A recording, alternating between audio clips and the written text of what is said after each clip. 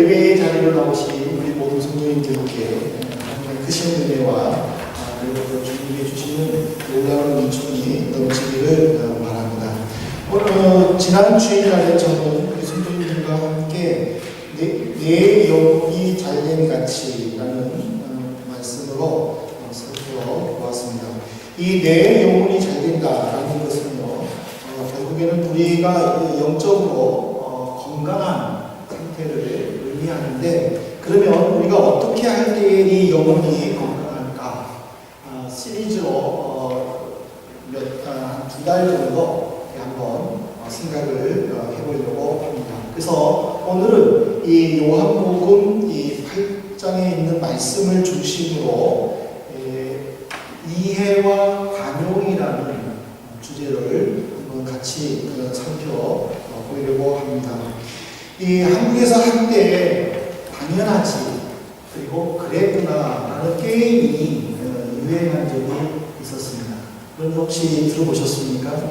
이 두 게임은 상대방이 무슨 말을 하든지 그냥 당연하지 또는 그랬구나라고 말만 하면 되는데, 이 당연하지라는 것은 상대방의 약점이나 강점 또는 사적인 기밀이나 또는 어떤 비난, 폭로 등을 통해 가지고 상대방이 당연하지라는 말을 못하게 하는 것이 이 당연하지라는 게임의 특징입니다.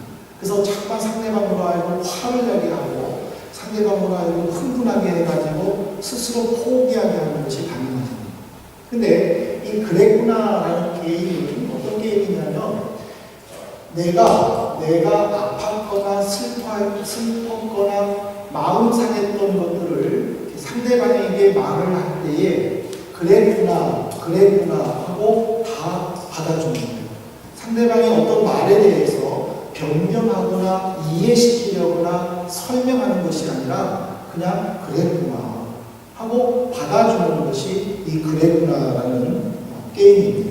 그래서 당연하지라는 것은 어떻게 보면은 상대방의 단점을 가르쳐 준다라고 말할 수 있지만, 이것이 은연중에 상대방의 어떤 비밀이라든지 인신공격으로 끝나는 게임이 되는 거지만, 그랬구나라는 것은 내가 잘못했구나, 그래서 상대방이 저렇게 아팠구나 하고 이해해주는 게임입니다. 저는 이 두 가지의 게임을 보면서 상대방을 공격하기는 쉬워도 상대방을 이해하거나 나와 다른 것을 품는다는 것이 얼마나 어려운가를 저는 한번 생각을 해봤습니다. 근데 이것이 단순히 게임에만 있는 것이 아니고 이것이 우리의 생활에도 나타난다는 겁니다. 그것을 잘 보여주는 내용이 바로 오늘의 본문입니다. 오늘 본문에 보면은 예수님을 싫어하는 바리새인들과 종교 지도자들이 어떻게든지 간에 예수님을 공격해서 예수님을 공경에 빠뜨리게 하고 싶어가지고 어떤 공격거리가 없나 하고 이렇게 찾았는데, 마침 현장에서 가늠하다가 붙들린 결혼한 여인을 잡아낸 거예요. 이것이 바리새인들에게는 저거의 찬스일 수밖에 없는 것이, 이 가늠에 대해서 하나님께서는 엄격하게 명령을 하셨는데, 레위기 20장 10절이나 신명기 22장 22절에 보면은 남자와 여자 둘 모두 죽여라 하고 명령을 하셨습니다. 그러니까 내가 결혼했는데 아내를 놔두고 다른 여자, 결혼을 했는데 남편을 놔두고 다른 남자와, 이거는 간음으로 당연히 죽여야 된다. 하나님의 엄격하게 명령을 하셨습니다. 근데 예수님께서는 율법보다는 사랑을 강조하셨어요. 근데 바리새인들이 이제 이런 예수님께 온 거예요. 자, 이 여자는 현장에서 붙잡혔습니다. 예수님, 당신이라면 어떡하겠습니까?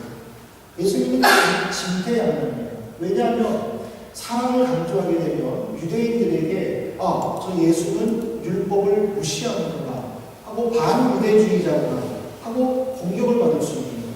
근데 율법대로 쳐야 돼요. 그럼 하나님이 둘 다 죽이라 했으니 저희가 죽여라 하고 말을 하면, 그동안 예수님께서는 사랑을 강조하셨잖아요. 그러면은 백성들이 오해를 예수는 사랑을 강조했는데 거짓말인가? 하고 오해할 수 있는 거예요. 이런 상황 속에서 오늘 성경에 보면은 예수님께서 땅바닥에 글씨를 쓰셨다라고 이야기를 했습니다. 그러나 바리새인들은 지체하는 예수님을 향하여 또다시 공격하는 거예요. 자, 당신 빨리 결정을 내리십시오. 어떻게 하겠습니까? 죽여야 됩니까? 살려야 됩니까? 그때 예수님은 그렇게 흥분해 있는 군중들을 향하여 이렇게 말씀하셨습니다. 너희 중에 죄가 없는 자가 먼저 돌을 던져 내게 쳐라. 그 흥분한 군중들은 예수님이 하시는 이 말씀이 무슨 의미인지를 모르는 거예요. 손에 돌을 들고 있는데 이거를 던지라는 건지 던지지 말라는 건지 이해가 안 되는 거예요. 근데 시간이 지나면서 어떤 현상이 있었느냐면 예수님의 그 한마디에 어른들로 시작해가지고 전부 다 당신의 가책을 느끼고 돌을 조용히 땅에다가 내려놓고 한 명씩 빠져나가서 결국 예수님과 그 여인만 남았어요. 근데 요한복음 8장 11절에 보십시오. 예수님은 그 여인을 향해서 이렇게 말했습니다. 나도 너를 정죄하지 않을 거니까 다시는 죄를 범하지 말라. 예수님이 이 여인에게 주시는 메시지가 뭐예요? 아, 너는 이제 살았으니까 또 죄를 지어도 된다.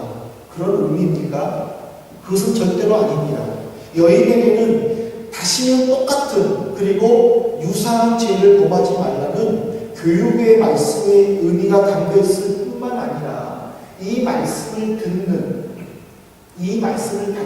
우리에게는 이해와 관용을 가르치는 것입니다.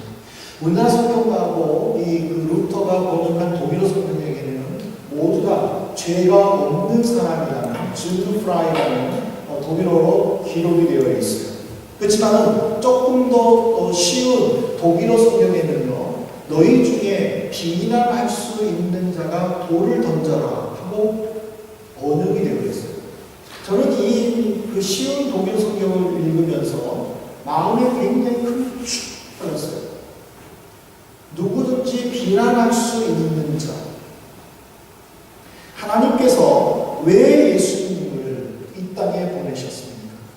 하나님께서 왜 예수님을 우리의 구원자로 이 땅에 보내셨습니까? 하나님 보시기에는 이 세상에 있는 모든 사람들이 조금 더 나은 사람이 없다라고 판단하셨다는 거예요. 만일 하나님께서 보시기 때에 누군가가 조금 저 사람 정도면은 많은 사람들이 존경할 것 같다. 저 사람 정도라면은 사람들이 다 따를 것 같다 하고 판단하셨다면은 예수님을 이 땅에 보내실 필요가 없잖아요. 왜냐하면 그 사람을 통해서 하나님이 하실 일을 하시면 되니까. 그렇지 않겠습니까? 그렇지만 하나님이 바라보실 때에 예수님 이외에는 어느 누구도 사람을 구원할 자, 사람을 비난할 자, 사람을 정죄할 자, 사람을 판단할 자가 없다라고 보셨어요. 그래서 예수님을 이 땅에 보내신 거예요. 이 땅에 오신 예수님은 당신이 지어야 할 십자가를 보고 눈물을 흘리며 기도했어요. 3번이나 예수님, 하나님, 이 고통을 내게서 떠나가게 해주십시오. 이것을 내가 짊어지지 않게 해주십시오. 그러나 하나님께서는 예수님에게 십자가를 짊어지라고 말씀을 하셨어요. 예수님은 드디어 십자가에 못 박히셨어요. 그 고통 가운데에 눈물을 흘렸어요. 절규를 했어요. 헬라어로 엘리 엘리 라마 사박다니, 하나님 어찌하여 나를 버리셨습니까? 하고 절규할 때 하나님은 침묵하셨어요. 제가 여기서 크게 질문합니다. 왜 하나님은 침묵하셨습니까?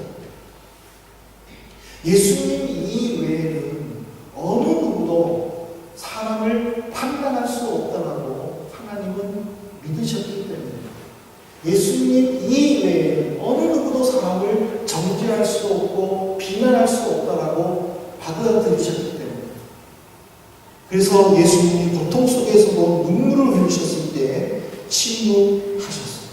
하지만 예수님은 당신이 가지고 있는 그 권리를 다 쓰시지 않으셨어요. 나도 너를 정죄하지 않겠다. 나도 너를 비난하지 않겠다. 그것은 예수님께서 그 사람을 이해해 주시고 그리고 그 사람을 사랑해 주셨다는 의미입니다. 그래서 마태복음 7장 2절에 보면요, 예수님이 이런 경고를 하셨어요. 너희가 비판하는 그 비판으로 너희가 비판을 받을 것이요, 너희가 헤아리는 그 헤아림으로 너희가 헤아림을 받을 것입니다. 오늘 이 말씀을 보면요, 우리에게 굉장히 중요한 의미를 담고 있습니다. 우리는 가끔 자신과 다른 것에 대해서 이 관용의 모습을 잘 보게 돼요. 그런데 그 이솝 이야기에 여우와 두루미라는 이솝 이야기 혹시 아십니까? 제가 이 그림을 파일 다운받았는데, 네, 이거예요. 여우가 학을 초대를 했어요. 그래가지고 이 두루미에게 음식을 대접한 거예요. 근데 두루미는, 저 보세요. 부리가 길잖아요.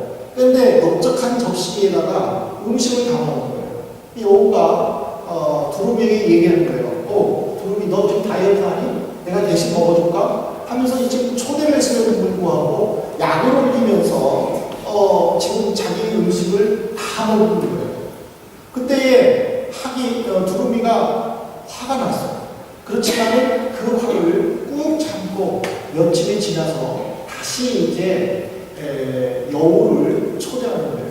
여우야, 내가 너를 위해서 맛있는 음식을 준비할 테니까 이제 우리 집에 와서 같이 나랑 음식을 먹자. 그리고는 두루미는 목이 긴 물병에다가 음식을 담아가지고 먹었어요. 근데 그 물병을 받은 여우는 전전긍긍한 거예요. 왜냐하면 자기가 어떻게 먹을 수가 없는 거예요. 자기 입은 엉뚱하니까. 근데 두루미는 그 음식을, 자기는 귀가 기니까 그 물병 속에 넣어서 음식을 맛있게 먹었어요. 그러면서 두루미가 이렇게 물병을 보면서 먹고 싶어도 못 먹는 그 모습을 보면서 여우에게 이렇게 이야기를 했어요. 친구야, 지난번에 내가 나에게 맛있는 저녁 식사를 대접했을 때 제대로 고마움을 표시하지 못해서 오늘 그것을 감내하는 거란다. 오늘 내가 기분이 나빴다면 사과한다. 하지만 다 내가 뿌린 씨니까 내가 거둬들여야 하지 않겠니? 하는 내용이 이 이솝 이야기입니다. 예수님께서 우리에게 너희가 비판하는 그 비판으로, 너희가 판단하는 그 판단으로 다시 너희가 판단을 받을 것이다라는 이 내용을 이 그림에서 잘 표현해 주지 않았나 저는 생각을 해보았습니다. 우리는 나와 다른 사람을 비방하거나 판단하기보다는 그럴 수도 있겠구나, 또 그럴 수밖에 없었구나 하고 이해해 준다면 이 세상은 아름다울 것이고 서로 싸우지 않아도 될 것입니다. 여러분들 잘 아시겠지만 어떤 배우가 서번튼 수국을 앓고 있는 사람의 역을 하기 위해서 그 사람을 찾아갔답니다. 그리고 그 사람의 말투와 그 사람의 행동과 그 모든 것들을 배워가지고 그 드라마에서 그대로 했던 모습을 여러분들 아십니까? 저는 그것을 보고 배우도 자기의 역을 소화하기 위해서 저렇게 노력을 하고 있는데 하나님의 은혜를 받았다는 예수님의 제자라고 하는 나는 얼마만큼 예수님이 보내준 내 주위 사람들을 이해하고 내 주변의 사람들에게 사랑을 베풀기 위해서 얼마만큼 노력하고 있는가를 생각해 봤어요. 만약 나를 고집하고 나만을 내세우고 나와 다른 사람을 적으로 생각하고 나와 다르게 한 사람들의 행동을 이해하지 못하고 비판하고 판단하고 욕한다면 주님은 고통스러워하실 것입니다. 그런 모습을 보면서 슬퍼하실 거라고 저는 생각합니다. 이제 우리는 비록 나와 다르고 맞지 않는다 할지라도 비방하거나 판단하기보다는 적극적으로 인정해주고 맞춰나가는 우리 성도들이 되기를 바랍니다.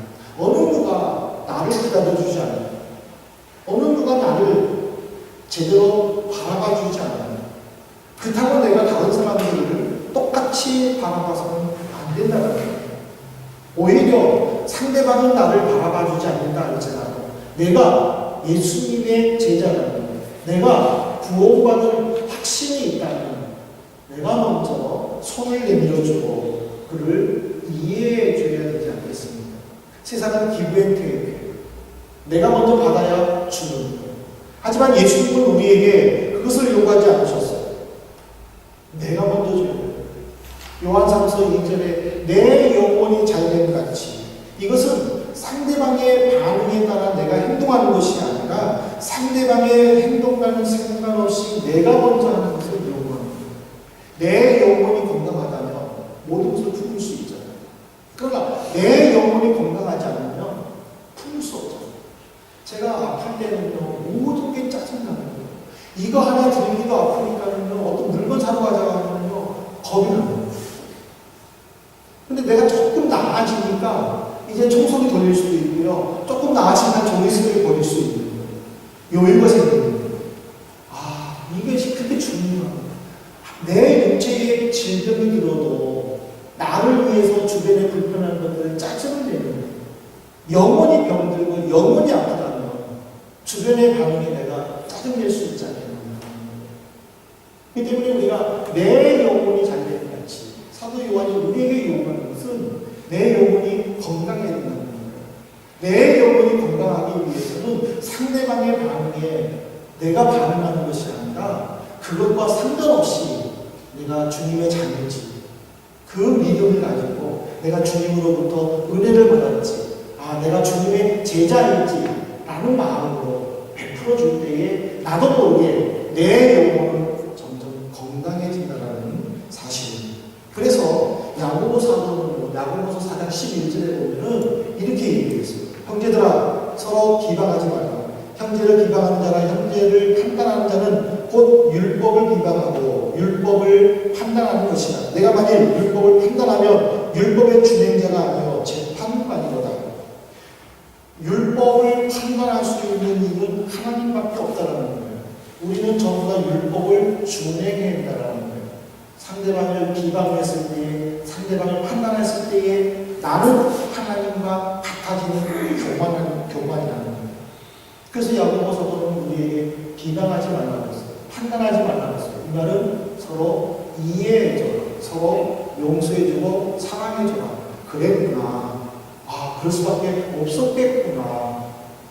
라는 모습이에요. 여러분들 영어 이해하다라는 말은 언더스탠드예요. 언더스탠드는 이해하는 거예요. 언더스탠드예요. 합성어예요. 내가 그 사람 밑에 있을 때에 그 사람을 이해해 줄 수 있는 거예요. 세상은 그 사람과 내가 최소한 동료여야 된다고 생각하는 거예요. 세상은 그 사람 위에 내가 있어야 된다고 주장하는 거예요. 그러나 성경은 그 사람을 주장하면 최소한 그 사람과 같아지지 말라고 했어요. 그 사람 밑에 있으라고 했어요. 그것이 이해입니다. 젊은 아이들이 늦게 오는 것 이해 못하는 어른들 많잖아요. 그 아이 밑에 서 있으면 이해할 수 있는 거예요. 나이 많은 사람들이 막 이상하잖아요. 화장실 갔을 때 그냥 다 모든 걸 갖추고 오면 되는데 나오면서 옷 매면서 고치잖아요. 그 젊은 사람들이 이해 못하잖아요. 엄마랑 같이 백화점 갈 때 엄마가 그렇게 하고 나오면 엄마 좀 이래 짜증이 내잖아요. 그러나 엄마 밑에서 엄마를 이해해보세요. 아, 그럴 수도 있겠구나. 생각했어요. 제가 요즘에 왜요? 젊었을 때 저희 엄마한테 맨날 엄마를 욕했는데요. 내가 예준이한테 있는 거예요. 아빠 좀 내가 그렇게 하고 나오거든요. 이게 그 사람 밑에 있으면 모든 게 이해가 되는 거예요.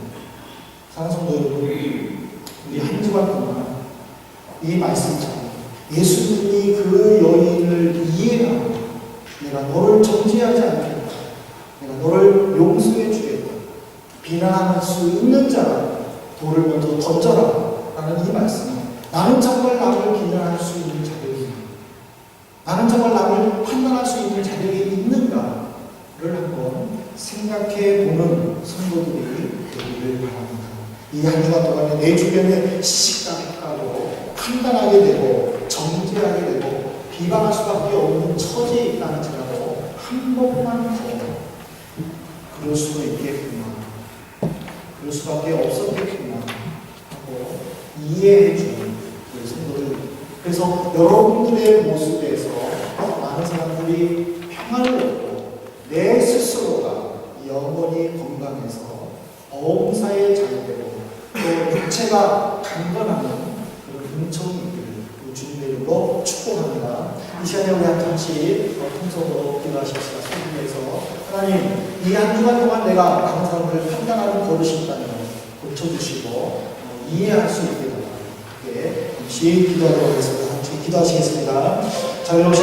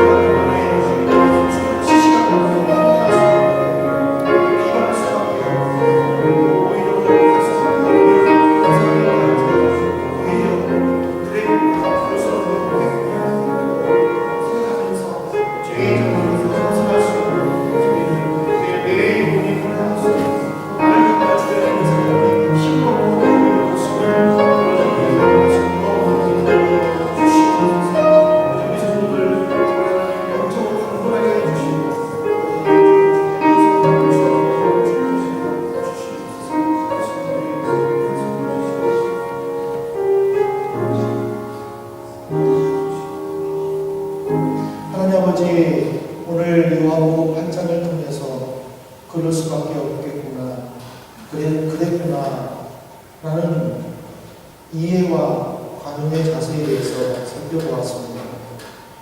하나님은 우리를 볼 때에 그 누구도 판단할 수 없고 그래서 구원자가 필요하여 예수님을 보내주셨지만 예수님의 은혜를 받은 우리라고 자부하는 우리조차도 상대방을 판단하고 쉽게 비방하고 이해해주지 못하는 부분들이 많았음을 고백하오니 용서해 주시고 이 한 주간 동안만이라도 판단의 자리에서 또 비방하는 자리에서 벗어나서 오히려 내 영혼을 건강하게 하며 나를 통하여 주변의 사람들이 힘을 얻고 용기를 얻는 그런 한 주간이 될 수 있도록 지켜 주옵소서. 예수 그리스도 이름으로 기도드리옵나이다.